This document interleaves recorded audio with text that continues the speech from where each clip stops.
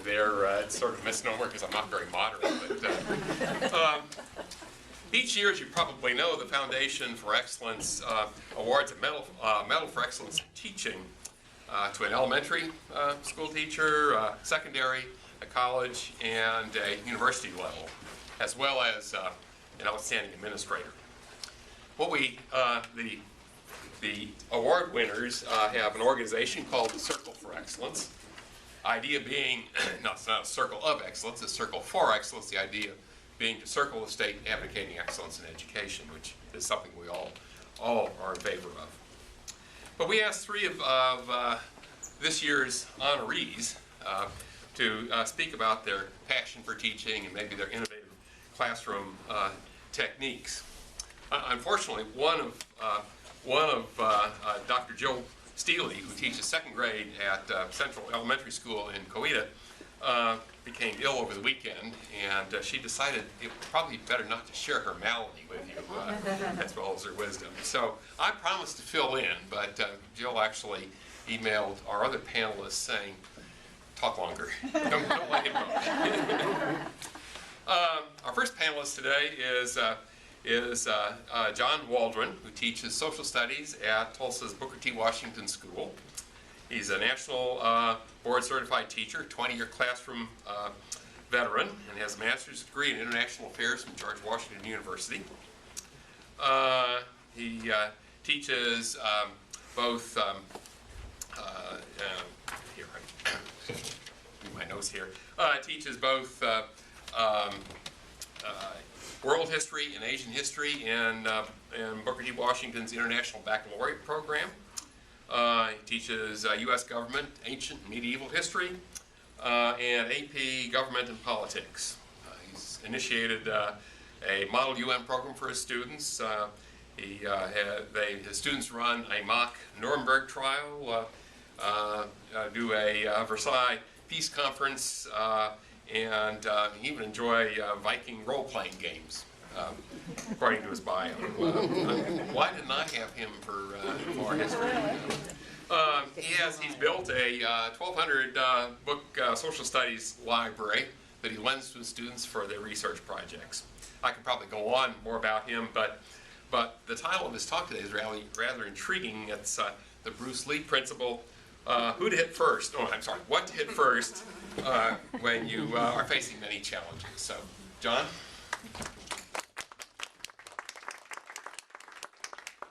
Thank you, Stu. I'll just do another sound check. I think we can all hear each other in this classroom. Can you hear me in the back? Okay. Well, I want to thank everybody for coming today, all the teachers, education administrators, curious lookers-on, and students and future teachers. I'm going to put you on call here. I want to in particular thank Laura Pearson, a student at OU here in the future of education in this state, who was a student of mine, and I'm very honored that she would show up on a dreary morning and hear me talk one more time. She's going to grade you. Finally. All right, so today I thought I would do a kind of an old-fashioned tradecraft talk about, what works for me as a teacher. And of course, everybody's experiences are different, but I always do really enjoy listening to other people's, the tricks, the things that they that help them move things forward a few more inches than might otherwise be the case. So today we're going to talk about the Bruce Lee principle. Now, what is the Bruce Lee principle? Well, this is a very female audience. All right. Okay. The Bruce Lee principle is learning what to hit in the right order so that all your challenges go down around you in a nice, seamless fashion. Now, let's to understand where I'm coming from, let's talk about my own conditions, and a lot of you are going to nod because you have similar conditions. I have 6 classes in a 7-period day. I have 160 students. I teach 5 different preps. Most of those preps are advanced classes. Sometimes under those conditions, it feels like you're, all alone in a dark alley and a bunch of thugs come at you with knives and hatchets. That's when you think, what would Bruce Lee do? Okay. Well, for starters, let's consider that when I came into Oklahoma education 15 years ago, I had a 6-period day. The state cap was 140 students. The advanced classes were supposed to have 15 students in them, and our school received extra allocations based on the number of students enrolled in advanced classes. We had a 10-minute passing period between classes. We had a 40-minute lunch. Now, lunch is down to 30 minutes, passing period is down to 5 minutes. They've added an extra period on us. So my work conditions have increased by, say, 15 to 33% in 15 years. That's why I think you have to develop a sort of mentality of understanding how to prioritize your assignments and your tasks so that everything gets done in a timely fashion. So, for example, to begin the school year, you have you get your students, you figure out what they're like, you establish the classroom procedures for them, you get them used to your own culture, which can be very idiosyncratic, and you get them used to working with each other as a team. I'm going to walk you through the first 6 weeks of my IB World History class, of which Laura was a veteran. You might talk a little bit. I don't know how many people here know what the IB program is. Okay, yeah. The IB is the International Baccalaureate. Many of you are familiar with advanced placement. We have 2 schools in Oklahoma, Classen and Booker T. Washington, go Hornets, have the International Baccalaureate program.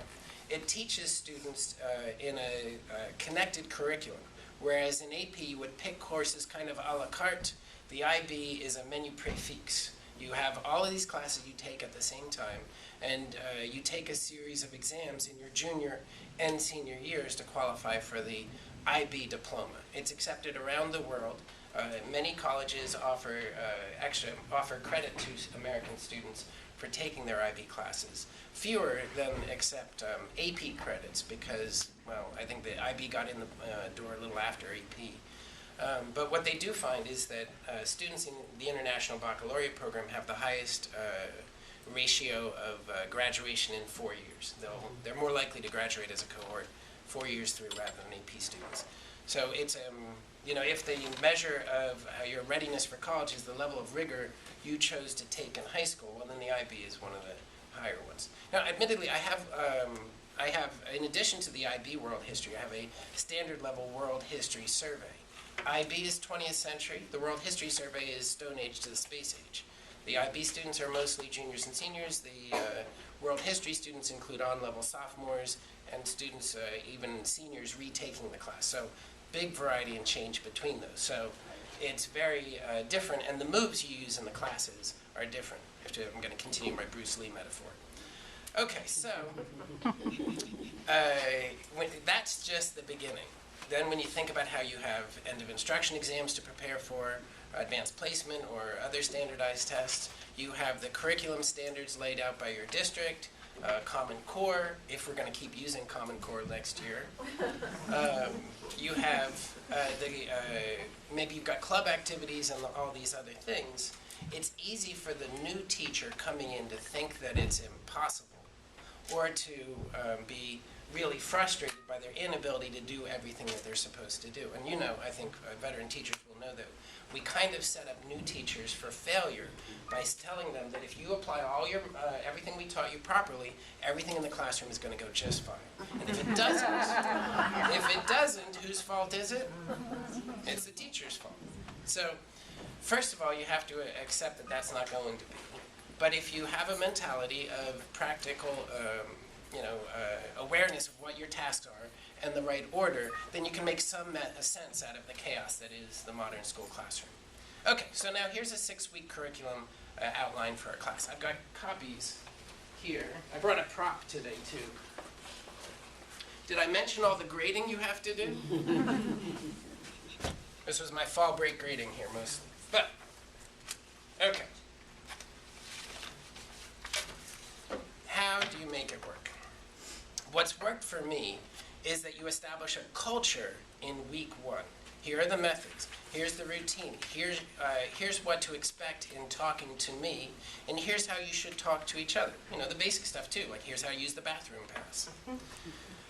But you're also establishing a foundation for how to learn in that class. And that word I used before, culture, is very important. You have to establish the culture of the classroom so that expectations are clear. In the first week of my IB World History class, my job will be to establish a sense of what the world was like in 1900. What were the basic conditions? What was imperialism? Who were the major powers? What were the major ideologies? And what were the political conflicts of the day? You must begin by lecturing. All right, now their lecture is it's a controversial word in education. Are we supposed to lecture? That's the factory model. But you can't get kids to learn about the causes of World War I by talking to each other unless they each have something to contribute. So you must give them things to contribute.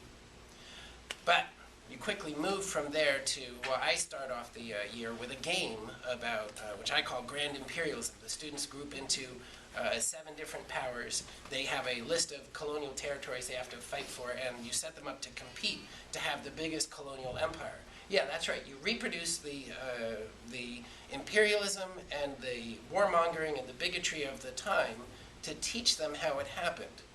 You get their competitive instincts going, but you also teach them to work as teams in a way that develops the vocabulary and the rhetoric of the lesson.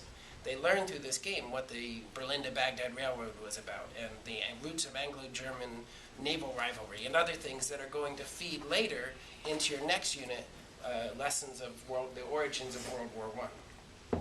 You also give them the textbooks, and you establish that they have to read, but they also have to write. You know what I'm talking about? Journal entries. The students have to write a summary of the chapter. They have to identify key terms. Most importantly, they have to analyze ideas in the chapter, make connections, and bring their own contributions into the classroom. In that first week, you're teaching them to work together, to understand the basic content of the unit, but you're also teaching them by read, write, learn how to assimilate the knowledge they're getting and how to analyze material, which will come very handy when they take their first big test. Okay, so that's week 1. And hopefully you didn't have too many other things going on in the schedule. You haven't got too many students transferring. Raise your hand if you have your students transfer out of class in the first week. Other half transfer in. Okay, Bruce Lee's not perfect. Okay, week 2. Now we're at the causes of World War I. Again, there's stuff that you just have to know in a social studies classroom, and you have to communicate it to the students. You have to, what I like to do is analyze different authors and their perspectives on the First World War, and then to teach the students that history is a conversation between different authors arguing out the historical ideas.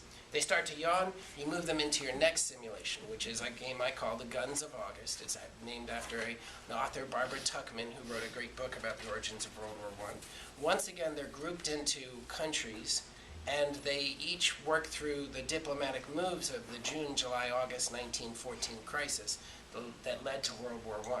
The idea is to teach them that World War I happened pretty much by accident. You have 7 teams there. Each one is following a rational program, and they crash and they cause this big explosive conflict. That idea of student-centered participatory exercise, founded on the participation you gave them in week 1, sets them up for understanding points of view about the conflict.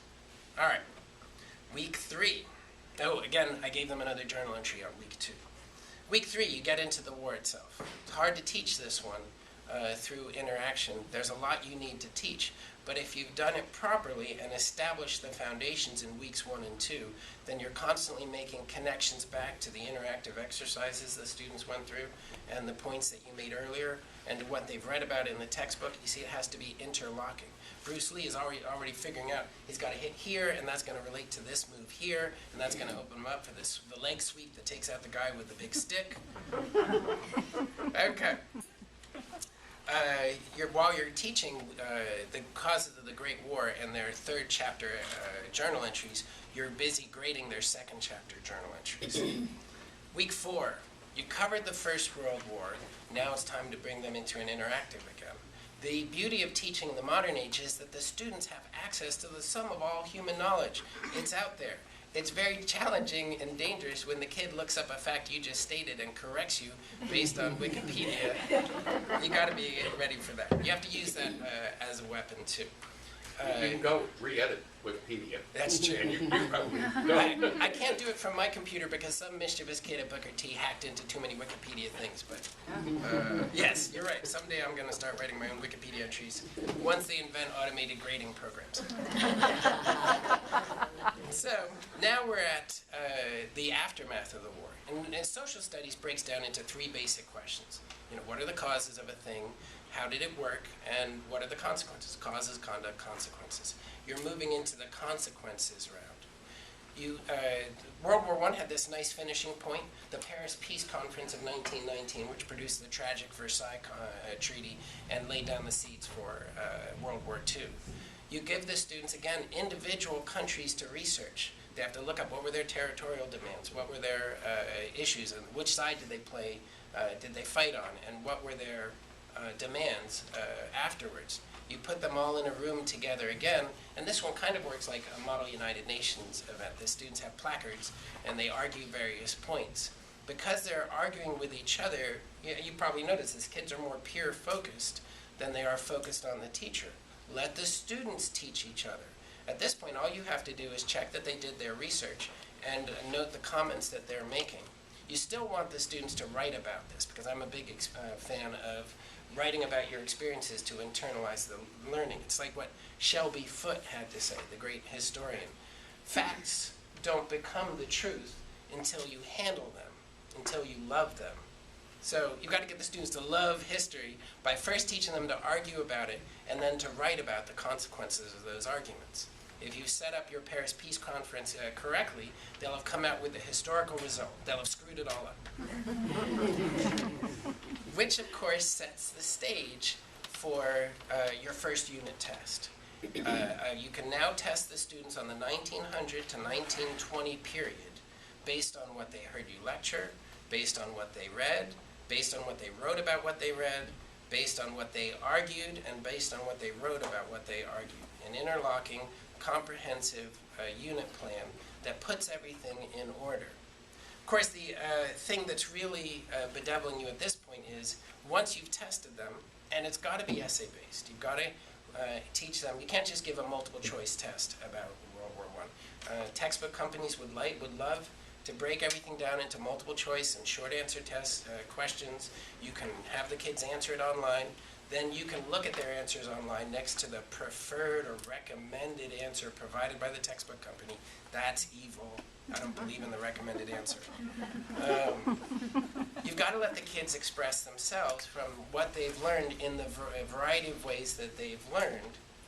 And that's got to be on, I think you have to get them to write essays. You have to have them handle primary source documents and tell me what you think about that. They've had some practice in all those journal entries they did in the weeks before. See, all that fits together. And so good, you got them assessed. They've turned in all this work, they've written all this beautiful stuff about the history. Great, except, there you go. So you have 160 students in your classes, and world history was only one of them. By the way, the recommended class size for an IB World History class, 15 students. This year, my biggest class, 31 students. Imagine you have 160 tests, and it takes, give me a number, how about 10 minutes to grade each one? Well, do we have any math teachers in the room?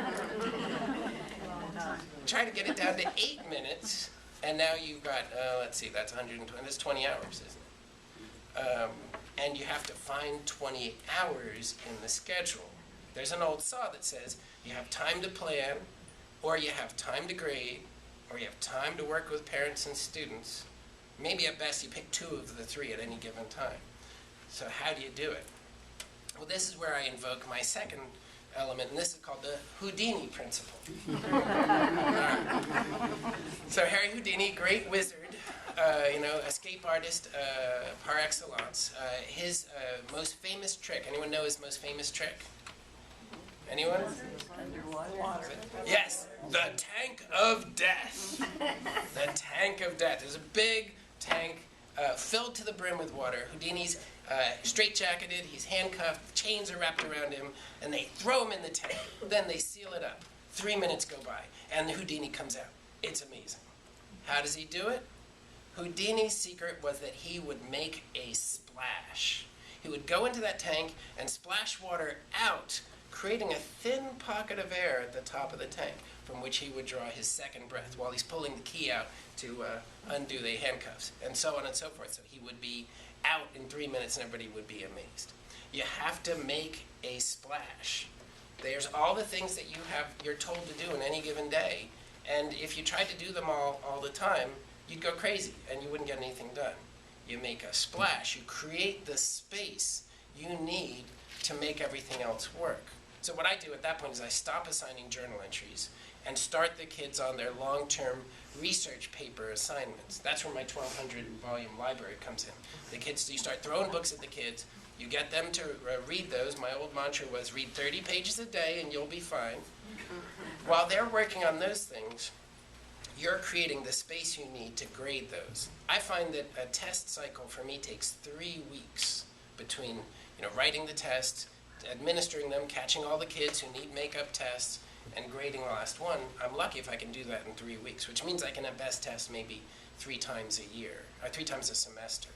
But you're pretty much always grading papers like that. When the tablet guy who was here last time comes out with the automated essay grading systems, I'll be suspicious but very hopeful. The nice thing about the school year is that at this point you're into week 6, which traditionally was when we would issue our first progress reports. And our first progress reports would come out. Not that that really matters in an age of online grading, but that's also when you would schedule parent-teacher conferences. The parents come in, they want to know what you've been doing with your kids, and you can tell them, well, here's all the assessments that they've been given. Here's what we've covered so far, and what you should, if you're concerned about how your child is performing, have them lay out all those sheets of paper on the table and look at the comments. Teacher comments are still essential, I think. You really have, that's another line of communication, a one-on-one line of communication you have with the student. So you have laid down a track of commentary on all the paper that they gave you, or in the future, all the e-files they're going to give you. And they can look at those for patterns. The parent-teacher conference becomes an invitation for the student to then go and review everything that you've given them. Hopefully, by the end of that 6 weeks, you're well on the way to finishing the first set of test grades. You've laid down the culture for the classroom, and you've established a multi-layered way of learning for students. That's the Bruce Lee method. And it's worked for me so far, but I'm sure there's a guy behind me with a club ready to give me a wallop. The last thing I want to say about this, though, is to come back to what I said at the beginning. It's a bit like waiting for Superman. We kind of expect teachers these days to go to heroic lengths to fulfill their requirements. We've had a 23% cut in per pupil adjusted for inflation student spending. And that just means we've made the teachers work that much harder. And I guess I wonder, is that good public policy? Do we want to expect our teachers to always be able to do that level of work all the time? Does this become the new norm? And then 5 years down the road, when we have the next economic crisis, do we expect Bruce Lee to grow wings? That's all I have to say for now. If anyone would like to see any of my lesson plans, I have a few of them here. I didn't make copies for everybody. But I do have a list of have my curriculum unit here for anyone who wants it, and I can show you some other materials. I'm going to now defer to my... You want to grade that?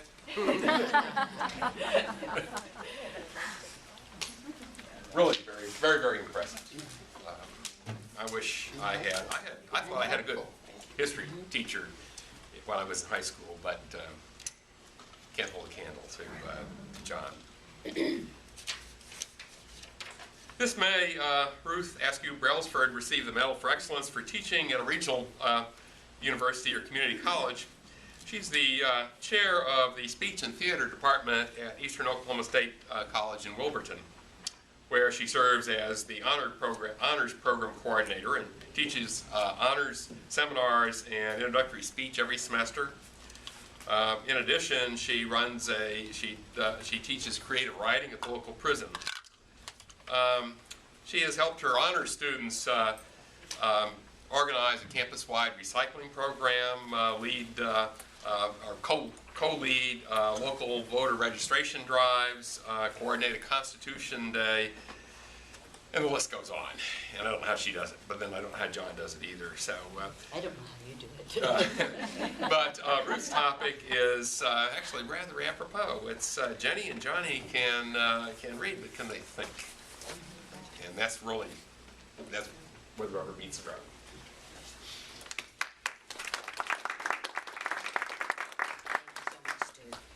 I'm going to move this over because I have a really big voice.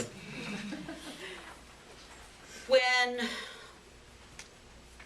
No Child Left Behind became the law of the land, I remember thinking, I hope I'm still in the classroom when those children who are no longer left behind get to junior college. I hope I am there so that I can compare them to the students who I suppose were left behind in the 80s, who were, many of them, quite remarkable young people who are now you're probably some of them, in their 40s, and are remarkably functional in our society today. John's probably one of them. This was my hope. I am still in the classroom, and they are coming in, and I do believe that many of these students have better skills in terms of, where I am in terms of writing. I don't do numbers myself, and I know that you can survive without them, so, I'm not evaluating that. But in terms of oral and written communication, I do believe their skills are a bit better. However, my observation is that many of them cannot think. Let me give a little bit of background. The bulk of my career was in Tulsa. I taught at Jenks High School during the golden age of those 80s and early 90s. I taught as an adjunct at OSU. I went to Holland Hall for 6 years. I have been an artist in the schools from Coweta to Sand Springs, from Bixby, back when Bixby was a small school, to Owasso. I am now in a very small rural junior college. Our students come from very small schools in southeastern Oklahoma and from Broken Arrow and Owasso and Tulsa and Northwest Classen and those kinds of schools so that they can play baseball. We have a wonderful baseball team. And from Memphis and Washington, D.C. and Florida and Chicago so they can play basketball. So we have a lot of diversity. We also have non-traditional students. The basic profile are women in their 30s who have thrown out their last lousy man and have decided they've got to get it together and get an education and raise their children. Many of those women, and they're not all women, we also have a lot of vets now. We have a lot of Iraqi and Afghani war veterans, and they are both male and female. So we have a lot of diversity at our school, and I enjoy it a lot. However, the veterans can think. The veterans can problem solve. The veterans are alive because they can. And sometimes when I'm talking with my students and I'm so with them, I tell them, I'm sorry, Brenda, I'll ask I tell them, I am your master sergeant. I am keeping you from getting your butt shot off as you board the sands of Iwo Jima in your own life. your own Iwo Jima, in your professional life, in your personal life. Let me help you develop the skills. I will boil down my method of teaching to 3: relationship, relationship, relationship, which you cannot do very well with 35 students in the classroom. I was a classroom teacher. I had 35 students in the classroom. I know, and 5 sections a day. I know what that is like. Very, very, very difficult. Relationship, relationship, relationship, critical thinking, and experiential learning. That is my method of teaching. I have some guests in my home, and they are a young man and a young woman who live in LA and are on the very edge of hitting it big in the music world. They are visiting. I didn't know them before. They are just lovely, lovely young people. And so I asked them, they both went through LA school system. What should education be for you? And Christopher said, it is all about focus. It's all about self-discipline. That's what they need to be teaching in school. It is not about dreams. Everybody has dreams. It's not about motivation. Your dreams can motivate you. It is not even about your skill development. It is about learning how to focus, how to discipline yourself so that you can learn. Jennifer said, relationship, relationship, relationship, connection, and communication.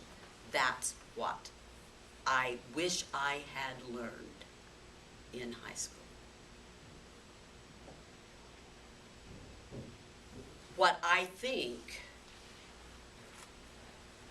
can help in terms of developing that relationship, and certainly there's teacher to student relationship, and it's important. But there are students to students, and I loved what John said about the culture of learning, the culture of group work. I have so many students when I say, okay, divide into groups, oh no, I want an A.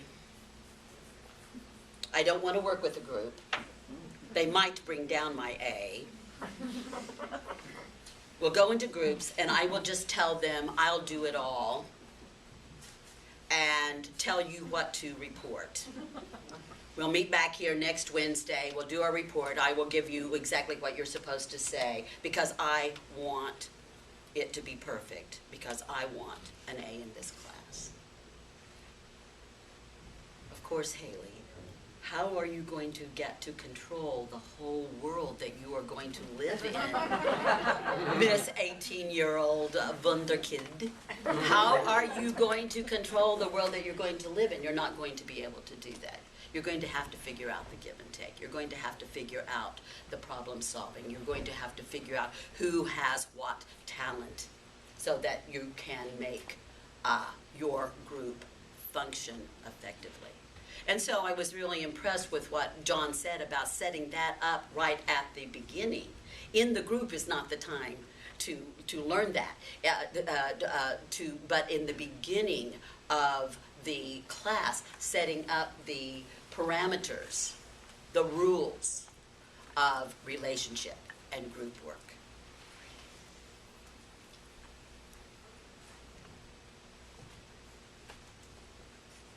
One of the nice things about being 64 years old and I love, by the way, being 64 years old, and having taught all these years is that now I can find out if I taught anything.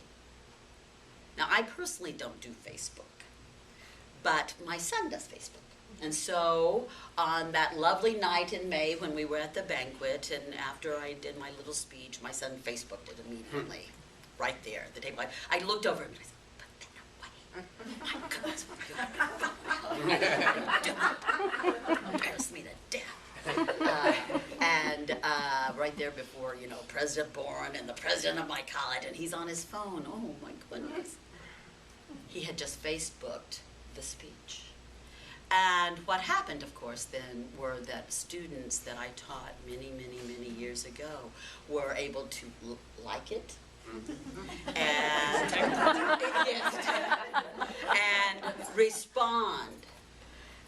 So a couple of nights ago, when I was thinking about what I wanted to say today, I called my son and I said, could you Facebook for me again? Could you ask my students if they learned anything from me, and if they did, what was it? Now, Paul was graduated from Jenks, and so he was during my Jenks years. Several students wrote back. Not one of them said, I learned verb-subject agreement. Not one of them said, I learned really specific ways to develop character. By character, I mean characters in acting. I was teaching theater as well as English. No, that's another story. That was the day that I called the vice principal and said, Mr. Means, I don't think I can take English anymore. Excuse me, Mr. Means. Mr. Means, this is Ruth Brelsford. I just wanted to tell you that I don't think I can teach English anymore. Excuse me. Mr. Means, you know that English classes require a great deal of grading, and you know that I'm directing 6 shows a year. I just want to request that perhaps I don't teach English anymore. Anyway, that was another story, sorry. I did teach a little bit of verb-subject agreement in my life. None of those students said that, however. What did they say? She recognized our differences. She celebrated our differences. She helped us celebrate and navigate our differences. One student said, she's the first teacher who ever gave a damn about me. And you know what? It actually made a big difference in my life. Another student said, what I learned doing theater has become the foundation for my life.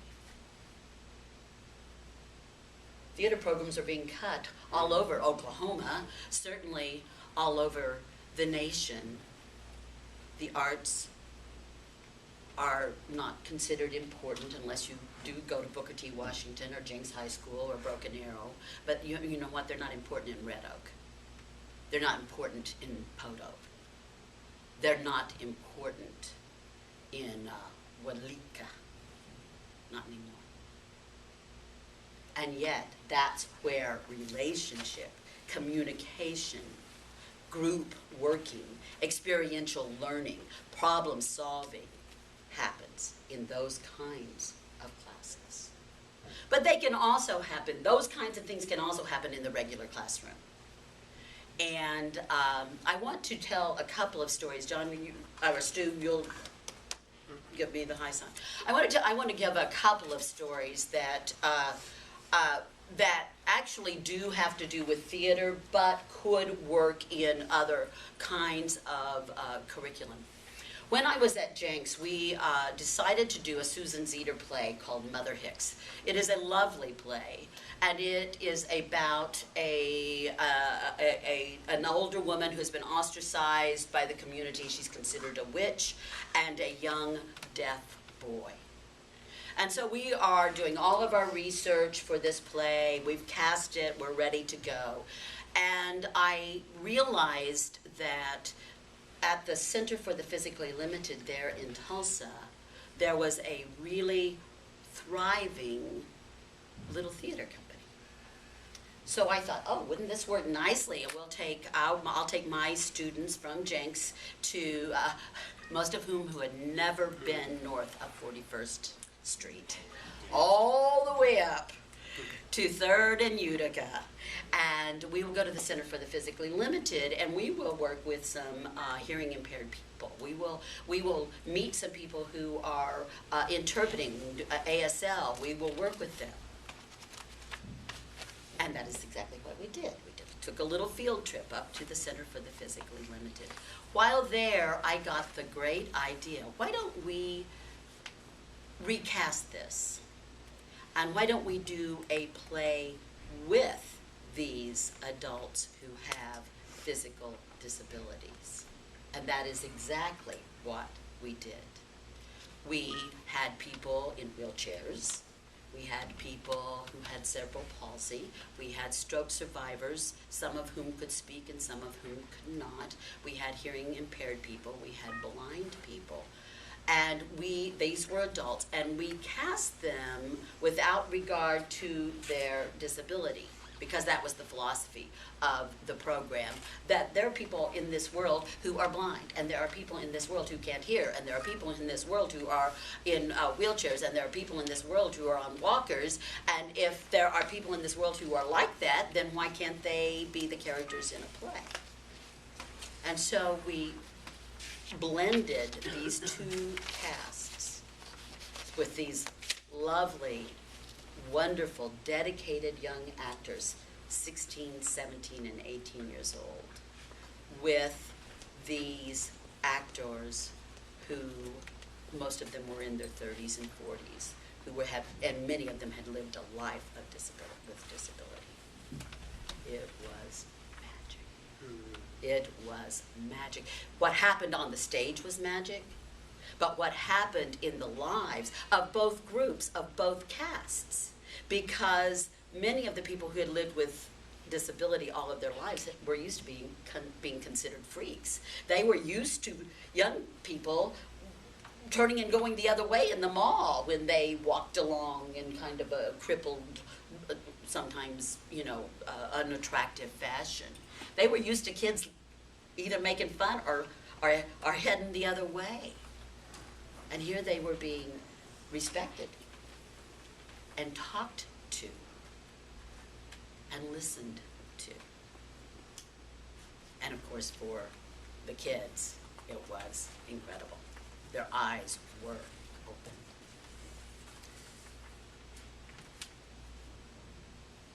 In addition to that experience, I want to tell you kind of an opposite experience. I was doing the play Playing for Time at Holland Hall, and I'd always wanted to do that play, but I'd never been in a place where enough women could play a musical instrument. Holland Hall, of course, is a very expensive private school, college prep. All those kids, they are there. Their parents are paying $9,000 a year, so they will get into Harvard and Yale, and most of them do. Maybe not Harvard and Yale, but at least, Duke is their, second layer school, if you can believe that. OU is only if they can't get in anywhere else. Safety. We do the same thing for free. It should be happening all over this country for free. Absolutely. This is another commercial, but isn't it strange that some people are suggesting that our public schools not get the funding they deserve so that people can go to private schools where they will have small class sizes and the arts and enrichment and all the opportunities that we don't have in public school because we don't have the money and because we have to teach to the test and because we have this core curriculum that we just have to get done. But we would like for them to, our schools are doing that, so let's put them in private school where they will get what they used to get anyway for free. And it didn't even have to be Booker T. Washington. I don't understand this. I don't get the. Maybe some of them need some of the problem-solving, critical thinking skills, Some of the voters too. that we need, that we're talking about. At Holland Hall, there's an arts requirement, and so all of the girls were either in theater or orchestra. So I had all these lovely young women who could play string instruments. I can do Playing for Time.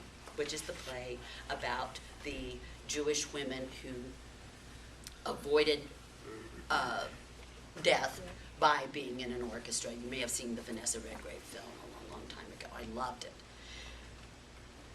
We did all of our research, extensive research, and we were cast, and we were really moving right along, and the young women who were playing the Jewish girls who were prisoners in the concentration camp were really doing a good job. And but the girls who were playing the Nazis, and especially the girls who were playing the capos, I think is how you say it, the people who had were cooperating with the Nazis. These girls were having a very, very hard time. How can you be mean? How can you? They were so artificial. They were so stilted. They were so afraid. So one day I decided to do trust exercises, and you may know these if you've done group activities where one person is blind and the other person leads them around the room, and it develops relationship and it develops communication. I usually ask that it's nonverbal, and so the person who can see is using nonverbal communication to help the person who can't see to be safe. And so we did this for a long, long time, and all around the room, and all around the school, all around the Waldron Art Center, and in and out of rooms. And then I stopped them. I said, let's take a break, and then we'll switch. And when we switched, the girls that had been blind now became sighted, and those who had been sighted became blind. And I took the new leaders to the side, and I said, I want you to purposely just, have them bump into a table. Have them try to step off a step and it be a little bit deeper than they think. Accidentally run them into a wall. Don't hurt them badly, of course, but just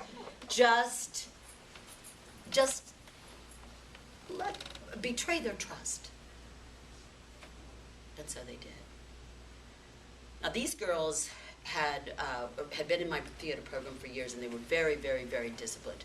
If I said don't open your eyes, they were not going to open their eyes. If I said it's nonverbal, they were not going to talk. I let it go on for quite a long time. Soon I realized that girls were crying. Girls who were leading were crying. I noticed that some girls who were leading were not crying. They were giggling. They were having fun. It was just kind of fun to...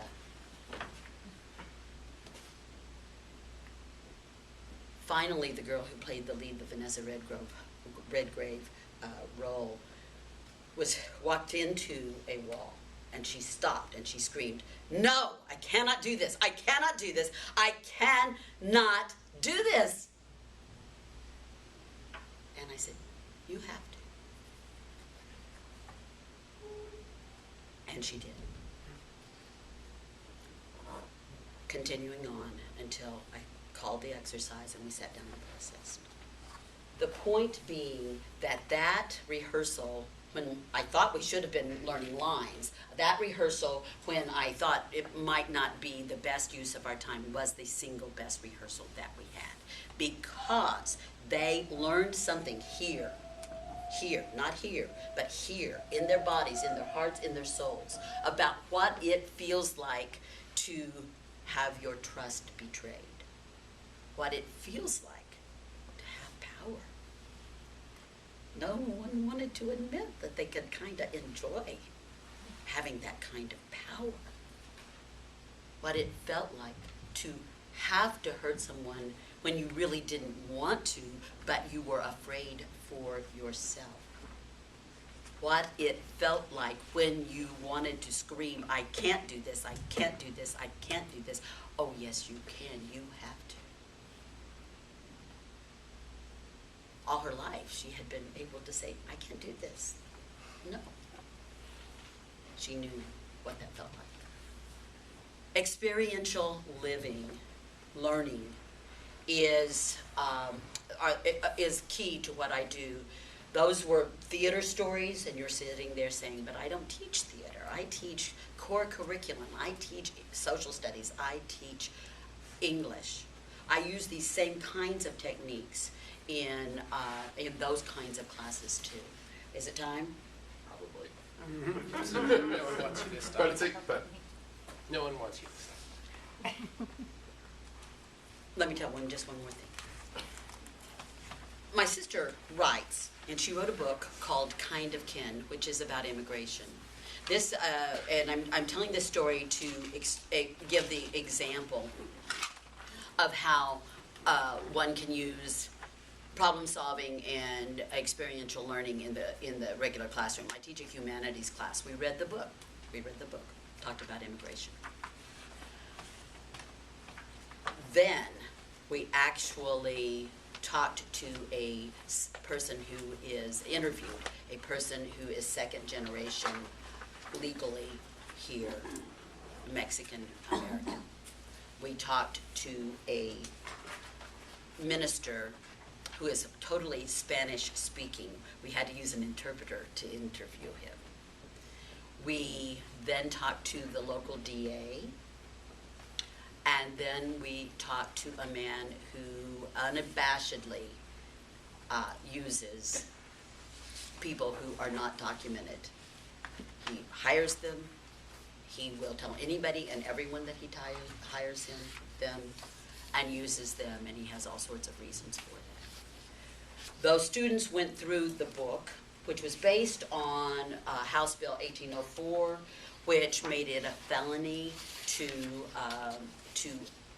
harbor or transport or help people who are not documented. They read the book. It happens to be set in our little neck of the woods, so we retraced the steps where the standoff between the sheriff's department and happens at the Baptist church. We went to the jail where one of the main scenes happens. We made that little tour. We did those interviews, not just people talking, but actually requiring my students to ask the questions. So we did those kinds of interviews. And then they had to write a policy paper. They had to first learn what a policy paper is. They had to learn what a policy paper is and then write a policy paper for immigration reform for the United States of America. Total amnesty, not an option. Put them all in a boxcar and send them back to wherever they came from, not an option. Something workable. And it was quite a learning experience. And they got the core curriculum kinds of things that they needed also, but I don't think they will forget the exercise. Thank you very much.